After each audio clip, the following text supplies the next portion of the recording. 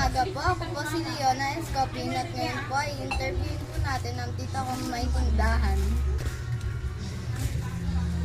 Gandang umaga po. Salamat po sa inyong paglalaan ng oras para sa panayam na ito. Gandang umaga. Maaari po ba bang magsimula tayo sa pagpapakilala ninyo sa inyong sarili at sa inyong negosyo?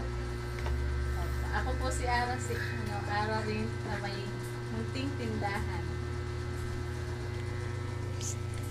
Gaano na po katagal? Oh. Gaano na po kayo katagal sa negosyo?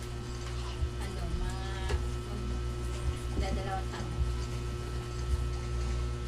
Ano po ang iyong mga sikreto sa tagumpay?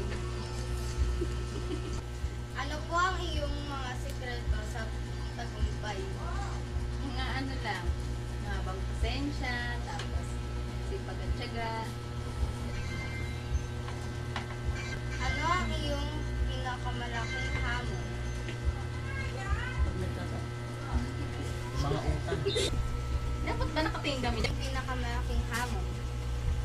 Pag nagkakaroon ng sakit yung pamilya, yun, mababawasan yung minsan nagagastos, napapunta sa pampagamit yung pinupunan sa tindahan.